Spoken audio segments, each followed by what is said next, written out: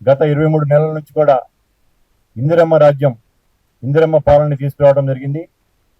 మేము మేనిఫెస్టోలో చెప్పిన అంశాలే కాకుండా మేనిఫెస్టోలో చెప్పని అంశాలను కూడా కాంగ్రెస్ పార్టీ ప్రజలకు ఏమి కావాలి అనేది గుర్తించేసి ప్రజల పక్షాన నిలబడటం కాంగ్రెస్ పార్టీ యొక్క గొప్పతనం. ఆ యొక్క శ్రేయస్సు అనేది ముఖ్యమంత్రికి, వారి క్యాబినెట్ కొలీగ్స్కి వస్తుంది. పార్టీ, ప్రభుత్వం రెండు కళ్ళు.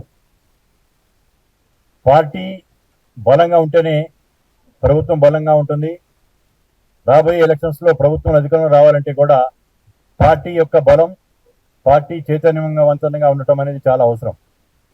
ఇటువంటి సందర్భంలో ఇక్కడ ఆర్గనైజేషన్ బ్యాక్గ్రౌండ్ ఉన్న మహేష్ కుమార్ గారు పిసిసి అధ్యక్షుడిగా, అలాగే టోటల్ ఆర్గనైజేషన్, నేను ఎప్పుడు ప్రత్యక్ష ఎలక్షన్స్ నిలబడే ఆసక్తి నాకు లేదు. చాలామంది ఏఐసిసి నుంచి కూడా చాలాసార్లు నన్ను నిలబడమని అనటం కూడా జరిగింది. కానీ నాకు డైరెక్ట్ ఎలక్షన్స్లో నిలబడే ఆసక్తి లేదు. ఆర్గనైజేషన్లోనే నా యొక్క ప్యాషన్. ఆర్గనైజేషన్లోనే పనిచేస్తూ వస్తున్నాను గత 35 సంవత్సరాల నుంచి. ఆర్గనైజేషన్లో భాగంగా నాకు ఈరోజు ఈ బాధ్యత చేయడం జరిగింది.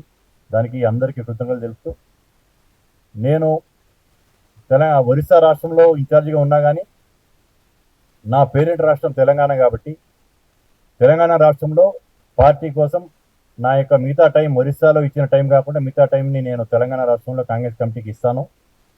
ముఖ్యంగా జూబ్లీహిల్స్ బై ఎలక్షన్ జరుగుతుంది. మీకు రిజల్ట్ అనేది ఎగ్జిట్ పోల్స్లో ఉంది. కాంగ్రెస్ పార్టీ గెలుపు అనేది అక్కడ ఖాయం. దాని తర్వాత ఆ ఒక్క గెలుపుతోనే ఆగకుండా మా యొక్క నెక్స్ట్ గోల్ జిహెచ్ఎంసీలో కాంగ్రెస్ పార్టీ జెండా ఎగరేయాలి. జిహెచ్ఎంసీలో కాలక్రమేణా కొన్ని కారణాల వల్ల కాంగ్రెస్ పార్టీ బలహీనపడింది. మళ్ళీ పూర్వ వైభవాన్ని, స్వర్గీయ పీజీఆర్ గారు ఉన్నప్పుడు ఎంతైతే బలంగా కాంగ్రెస్ పార్టీ ఉందో అంతకు మించి బలాన్ని చేకూర్చాలంటే ఇక్కడ ఆర్గనైజేషన్ స్ట్రెంగ్తన్ చేయాల్సిన అవసరం ఉంది. ఇక్కడ ఇది కాస్మోపాలిటన్ నగరం. ఈ నగరంలో అన్ని వర్గాలని, అన్ని మతాలని, అన్ని కులాలని ఎంబడ తీసుకొని ముందుకెళ్తేనప్పుడే జిహెచ్ఎంసీలో కాంగ్రెస్ జెండా ఎగరేస్తుంది. మీ అందరికీ అందరూ సీనియర్ జర్నలిస్టులు ఉన్నారు ఇక్కడ.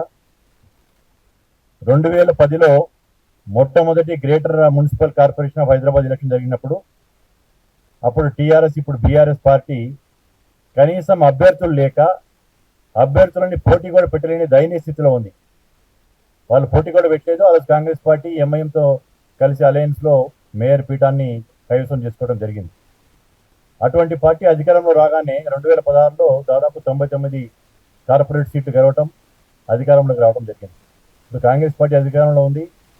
స్థానిక సంస్థలు సహజంగానే అధికారంలో ఉన్న వాళ్ళకి అనుకూలంగా ఉంటాయి.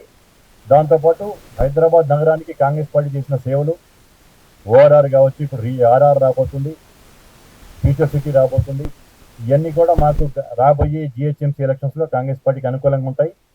నా పాత్ర కీలకంగా నేను ఒడిశాతో పాటు తెలంగాణ రాష్ట్రంతో పాటు ప్రముఖంగా నేను జిహెచ్ఎంసీ మీద కాన్సన్ట్రేట్ చేయబోతున్నాను. పార్టీ అధిష్టానం ఢిల్లీ నుంచి కూడా నాకు అటువంటి ఆదేశాలు ఇవ్వడం జరిగింది. ఏ బాధ్యతలో వేరే రాష్ట్రాల్లో పనిచేస్తున్నా కానీ నా సొంత రాష్ట్రమైన తెలంగాణలో కాంగ్రెస్ పార్టీ బలోపేతానికి నా యొక్క సమయాన్ని కేటాయిస్తాను. నాకు ఈ అవకాశం ఇచ్చిన హైకమాండ్కి మరొకసారి కృతజ్ఞతలు తెలుపుతూ మీ అందరికీ కూడా ధన్యవాదాలు. Subscribe us and press the bell icon for more interesting updates.